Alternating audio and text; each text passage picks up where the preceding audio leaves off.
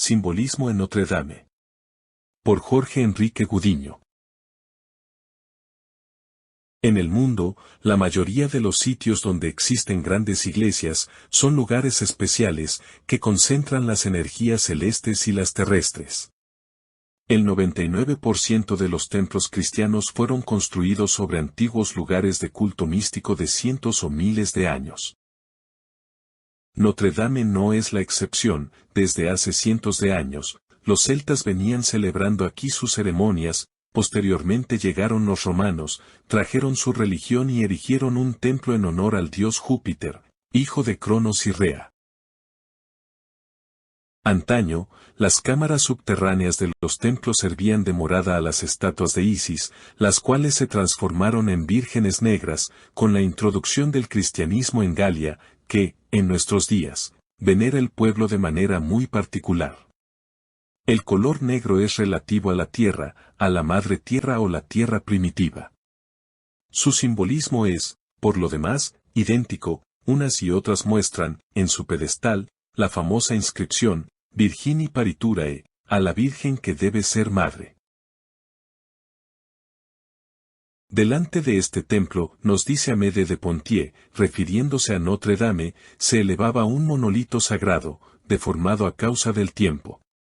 Los antiguos lo llamaban Febígeno, hijo de Apolo, el vulgo lo llamó más tarde Maitre Pierre, queriendo decir piedra maestra, piedra del poder. Se llamaba también Miser Legris, en una época en que gris significaba fuego y, en particular Feu Grisou, fuego fato.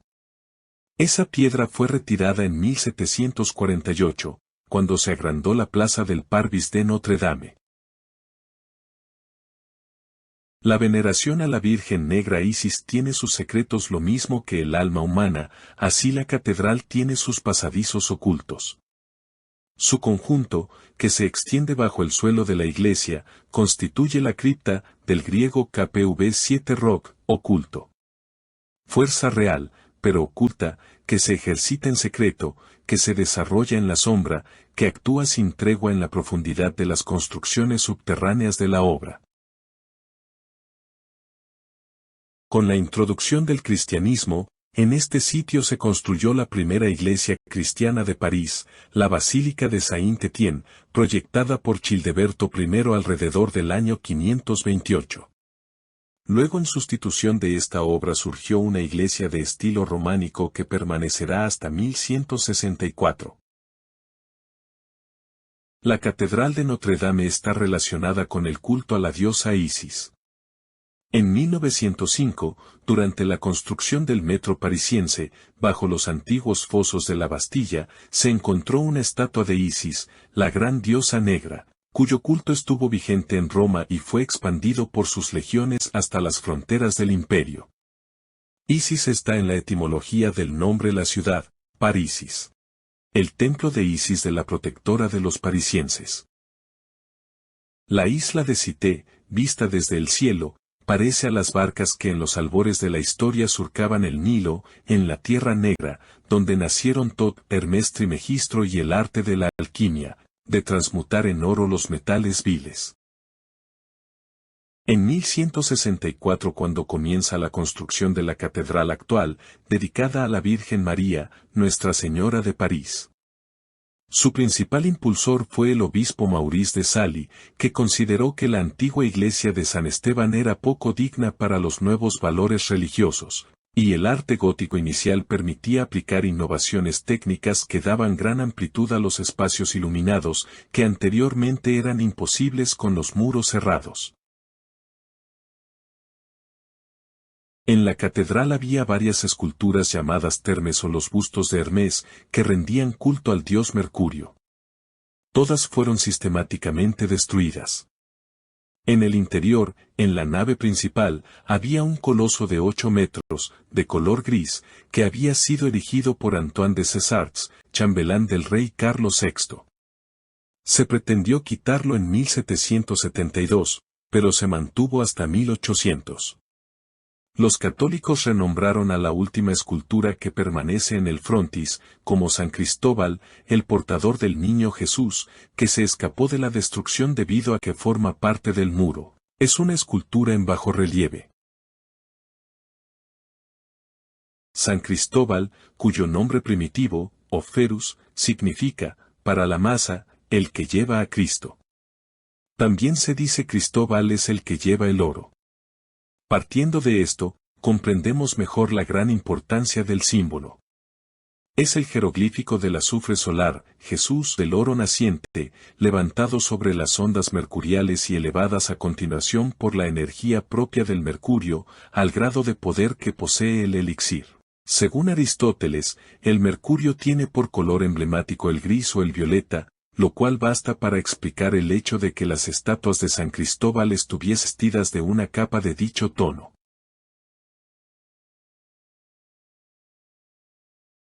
La construcción de la fachada comenzó en 1200. En 1216 se terminó el portal izquierdo de la Virgen. En 1229 el portal central del Juicio. En 1148 se había erigido el portal derecho de Santa Ana. En 2019 se terminó el nuevo portal de la catedral. En 1220 se terminó la Galería de los Reyes. En 1223 se terminó el primer gótico radiante. Hasta esa fecha habían pasado 4 arquitectos. Un nuevo arquitecto asume la obra de la Galería Calada. En 1240 se construye la primera torre norte a la izquierda y en 1250 la torre sur. Las dimensiones de la Catedral de Notre-Dame de París son, longitud total, 130 metros. Anchura en el transepto, 48 metros. Altura de la nave central, de 35 metros. Las torres en el punto más alto, tienen una altura de 69 metros sobre el nivel del suelo. Superficie total, 5.500 metros cuadrados. Altura de la aguja de 96 metros. La catedral tiene un estilo arquitectónico gótico francés. Sus características más prominentes son los arcos ojivales, las bóvedas de ojiva y las ventanas con vitrales. Tiene una nave central y 2 naves laterales. Los rosetones o los famosos vitrales, incluidos los de las fachadas norte y sur, tienen un diámetro de alrededor de 10 metros. En la construcción sagrada se utiliza la proporción áurea, también conocida como la divina proporción o número áureo, es una relación matemática que aparece en la naturaleza, el arte, la arquitectura y otras disciplinas. Muchas estructuras arquitectónicas, incluidas algunas iglesias y catedrales góticas, incorporan la proporción áurea en su diseño. El diseño de las catedrales góticas, incluido Notre-Dame, a menudo sigue principios de geometría sagrada y proporciones matemáticas que reflejan ideales de belleza, armonía y perfección. Muchos arquitectos medievales emplearon medidas basadas en la proporción áurea. Los resultados finales exhiben una estética que ha sido interpretada como un reflejo de la armonía universal. En la fachada principal vemos reflejadas estas proporciones. Las dimensiones de la fachada, especialmente la relación entre la altura y el ancho de las torres, están basadas en la proporción áurea. La distancia entre ciertas características arquitectónicas, como las ventanas y la disposición de los portales, también siguen una proporción áurea. En los círculos y elementos geométricos de la construcción también encontramos la proporción áurea. En los círculos, arcos o ventanales de la catedral, que están dimensionados de acuerdo con este principio matemático.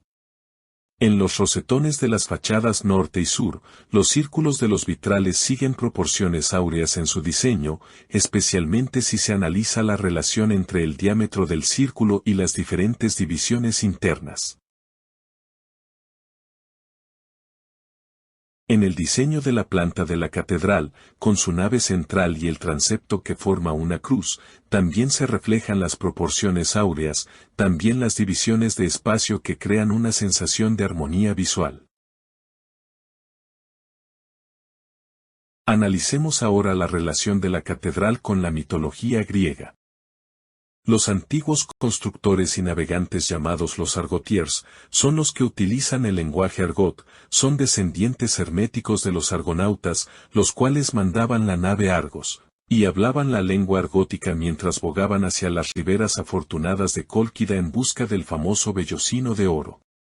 El argot es una de las formas derivadas de la lengua de los pájaros, madre y decana de todas las demás, la lengua de los filósofos y de los diplomáticos. Es aquella cuyo conocimiento revela Jesús a sus apóstoles al enviarles su Espíritu, el Espíritu Santo. Es la que enseña el misterio de las cosas y descorre el velo de las verdades más ocultas. Los antiguos incas la llamaban lengua de corte, porque era muy empleada por los diplomáticos, a los que daba la clave de una doble ciencia, la ciencia sagrada y la ciencia profana. En la Edad Media, el argot era calificada como la gaya ciencia o gay saber, la lengua de los dioses, la diosa botella. La tradición afirma que los hombres la hablaban en la Torre de Babel, que era una gran universidad de la cual los iniciados salían hablando en diferentes idiomas para expandir su sabiduría. Este antiguo conocimiento se denomina el arte gótico, algunos pretendieron, equivocadamente, que provenía de los godos, antiguo pueblo de Germania. Esta forma de arte mágico, cuya originalidad y extraordinaria singularidad renace en los siglos XVII y XVIII como una escuela clásica. Y es así como el plano del edificio cristiano nos revela las cualidades de la materia prima, y su preparación, por el signo de la cruz, lo cual, para los alquimistas, tiene por resultado la obtención de la primera piedra, piedra angular de la gran obra filosofal. Sobre esta piedra edificó Jesús su iglesia, y los francmasones medievales siguieron simbólicamente el ejemplo divino. Pero, antes de ser tallada para servir de base a la obra de arte gótica, y también a la obra de arte filosófica, esculpíase a menudo a la piedra bruta, impura, material y grosera, la imagen del diablo. Notre Dame de París poseía un jeroglífico semejante, que se encontraba bajo la tribuna, en el ángulo del recinto del coro. Era una figura de diablo, que abría una boca enorme, en la cual apagaban los fieles suicidios, de suerte que el bloque esculpido aparecía manchado de cera y de negro de humo. El pueblo llamaba a esta imagen Maistre Pierre du Coignet, cosa que no dejaba de confundir a los arqueólogos. La construcción terminó en 1260, posteriormente se ejecutaron varias modificaciones por renovaciones según el gusto dominante. En 1786 se desmontó la aguja central por deterioro. Tras la Revolución Francesa, la catedral fue saqueada y destruida hasta 1802. En 1831 Víctor Hugo publica la novela Notre Dame de París, compuesta por 11 libros, que se centra en la desdichada historia de Quasimodo, la gitana Esmeralda y el archidiácono Claude Frollo en el París del siglo XV. El arquitecto Eugène Viollet-le-Duc, defensor del naciente estilo neogótico, encabezó un proyecto de restauración que comenzó en 1845 y se prolongó durante un cuarto de siglo. Esta intervención, demasiado audaz según algunos historiadores, no solo reparó ornamentos dañados, también incorporó elementos enteramente nuevos, como una nueva aguja de 96 metros de altura y las hoy célebres gárgolas, y demolió los edificios circundantes. Ya en 1963 se procedió a limpiar de hollín la fachada, que así recuperó su color original. Las gárgolas se empezaron a usar en la Edad Media. Fueron diseñadas para drenar el agua de lluvia a cierta distancia de las fachadas. Estaban adornadas con monstruosas figuras de arquitectura gótica que se creía que eran guardianes de las catedrales y que cobraban vida durante la noche. Sin embargo, parece que las gárgolas son mucho más que eso. Tras esas imágenes de criaturas grotescas se esconden numerosas sorpresas. Aunque su nombre apenas tiene varios siglos, el uso de este sistema de drenaje con imágenes de animales se remonta a varios milenios atrás. Los antiguos egipcios ya usaban leones, al igual que los romanos y los griegos. La gárgola más antigua que se conoce es un cocodrilo de piedra de 13.000 años de antigüedad descubierta en Turquía. Las iglesias moldeaban gárgolas de criaturas adoradas por las tribus paganas, pensando que de esta forma sus casas de culto les parecerían más acogedoras. La idea era atraer al pueblo indicando que el mal se encontraba afuera, mientras que la salvación estaba en el interior. La palabra gárgola viene del francés gargouille, que significa garganta, y de la conocida leyenda francesa La Gargouille, sobre un temible dragón que aterrorizaba a los habitantes de la ciudad de Rouen. La función mágica de las gárgolas es el de repudiar a sus semejantes, son los protectores de las esquinas, sitios más factibles a albergar esas larvas energéticas que suelen posarse en las edificaciones, en la parte externa. En cambio, en las esquinas internas, se recomienda mantenerlas siempre limpias y perfumadas, para evitar que aniden allí. Otras esculturas que encontramos en la facha son las quimeras. Su nombre se utiliza para describir un elemento arquitectónico. Una quimera significa figura, generalmente al de una figura fantástica, mítica o grotesca, utilizada para fines decorativos, incrustadas en las paredes, a diferencia de las gárgolas que se colocan en las esquinas. En la Edad Media, el rosetón central se llamaba rota, la rueda. Ahora bien, la rueda es el jeroglífico alquímico del tiempo necesario para la cocción de la materia filosofal y, por ende, de la propia cocción. El fuego mantenido, constante e igual, que el artista alimenta noche en el curso de esta operación, se llama, por esta razón, fuego de rueda. Además del calor necesario para la licuefacción de la piedra de los filósofos, se necesita un segundo agente, llamado fuego secreto o filosófico. Es este último fuego, excitado por el calor vulgar, lo que hace girueda y provoca los diversos fenómenos que el artista observa en su redoma. En la cabecera de la catedral, se destaca la monumental escultura de la Piedad, esculpida por Nicolas Cousteau en el siglo XVIII, y que preside la catedral desde el centro del ábside. Rodean a la estatua sendas efigies del rey Luis XIII, obra de Guillaume Cousteau, y Luis XIV, por Antoine Coixebox. Ambos monarcas aparecen arrodillados en actitud de súplica, y les rodean ángeles portando los arma Christi. El órgano principal de la catedral es un destacado instrumento, obra de Aristide Cavaillé-Coll en su mayor parte, posee una caja adornada con autómatas. La plaza de organista titular de Notre Dame es uno de los más altos honores a los que puede aspirar un músico. Entre los que la han ocupado destaca Louis Vierne, que fue organista entre los años 1900 y 1937. Como es habitual en las iglesias cristianas, la fachada occidental es la principal y la de mayor monumentalidad. Se puede establecer una afinidad en la composición y trazos generales con la fachada de Saint-Denis, una derivación de la fachada del románico normando. En la parte superior del tímpano entre un arco y otro hay un espacio decorado con motivos vegetales y dos esculturas de ángeles. Bajo los ángeles destaca la representación de una Virgen Theotokos, una figura puramente románica por su hieratismo, frontalidad y por portar al niño Jesús en su regazo. La Virgen se encuentra sentada solemnemente bajo un vano, el cual representa la estructura del Jerusalén celestial. La escena central del tímpano es el ciclo de la Natividad, la Anunciación, la Visitación y el nacimiento de Jesús.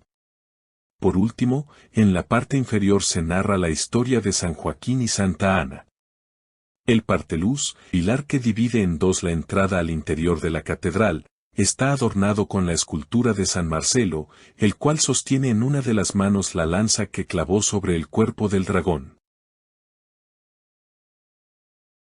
En el pórtico norte, encontramos la escultura del parteluz que representa a la Virgen con el niño apoyado sobre su brazo izquierdo, y en las jambas aparecen los patriarcas del Antiguo Testamento, reyes y otros personajes como Saint-Denis con la cabeza cortada en su mano. En la zona superior se muestra la coronación de la cual aparece sentada junto a Dios. La escena es acompañada de ángeles, donde dos de ellos están a los lados arrodillados y un tercero corona a la Virgen. Como escena central hallamos la dormición de la Virgen. En la zona inferior ilustran a los patriarcas, que flanquean un baldaquino con el de la alianza, donde se guardan las tablas de la ley. En la fachada central llamada del juicio final, encontramos en la parte superior una representación de Cristo junto a dos ángeles con los instrumentos de la pasión, a la Virgen y el apóstol Juan. En el registro central, San Miguel y los demonios luchan por el peso de las almas de los difuntos. El inferior es el más restaurado tras la destrucción acometida durante la Revolución Francesa. Se representa a los fallecidos en el momento de su resurrección. En el parteluz se representa a Jesús en su función de juez. Las arquivoltas representan una profusa muestra de personajes, condenados, bienaventurados, patriarcas e incluso ángeles. En el zócalo inferior se hallan representados los vicios y las virtudes, los calendarios y los signos del zodiaco.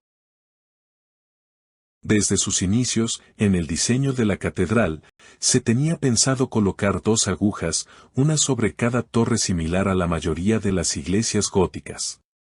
Sus intentos fueron fallidos, hasta que se decidió colocarla en el centro de la nave central que tenía forma de cruz. Sobre la nave central, se ubica una gran estructura llamada el bosque.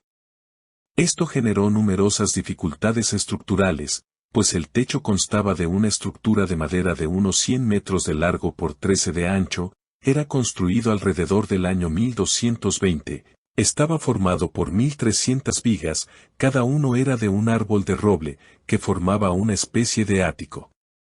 Fue necesario desbastar unas 21 hectáreas de bosques de unos 300 a 400 años de antigüedad para extraer la madera.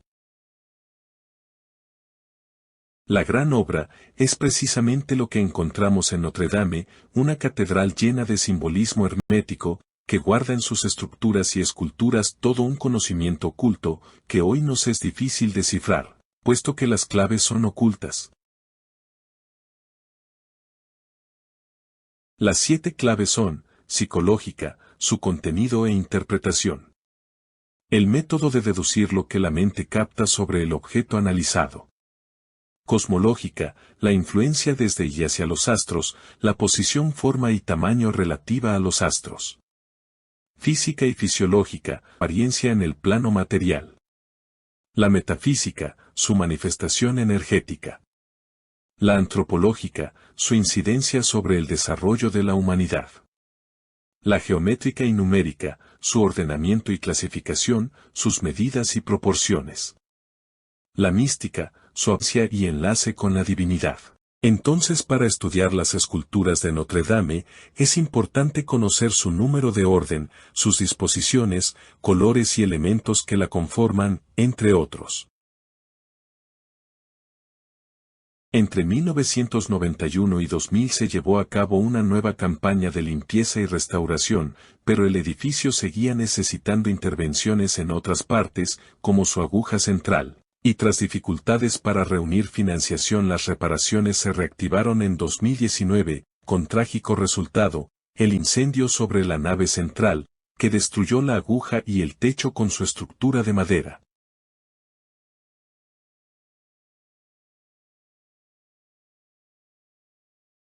PEF, que es la organización global que promueve la gestión forestal sostenible a través de mecanismos de certificación para bosques, cadena de custodia de productos forestales y proyectos en base a madera de origen forestal sostenible.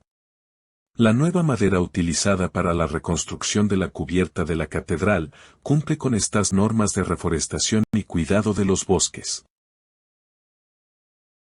Hoy en día, todo el marco de la Catedral de Notre Dame de París se beneficia de la certificación de proyecto, esto gracias a que los 35 aserraderos que participan en el proyecto, los 175 bosques que fueron proveedores de materia prima y más del 80% de troncos cuentan todos con certificación PEF de cadena de custodia. Con la llegada de las 8 campanas en septiembre de 2024, se estipula que la reapertura de la emblemática catedral parisina, que se incendió en 2019, se realice a inicios de diciembre de 2024. La reinauguración de la catedral, uno de los templos católicos más simbólicos de Europa, tuvo lugar en el festivo mariano del 8 de diciembre, con una misa a la que el presidente Emmanuel Macron había invitado al Papa Francisco, quien por razones de salud no pudo asistir. La catedral brilla con nuevo esplendor, y muchos de los cerca de 3.000 invitados, entre ellos 50 jefes de Estado y personalidades, disfrutaron el fin de semana de la inauguración. El presidente alemán, Frank-Walter Steinmeier, viajó a la capital del Sena, al igual que el presidente de Ucrania, Volodymyr Zelensky. El presidente electo de Estados Unidos, Donald Trump, también estuvo presente. En la ceremonia de reinauguración se apreció el estupendo trabajo de remodelación que conservó su imagen tradicional. Los invitados especiales presenciaron una fiesta litúrgica con cantos y una bendición.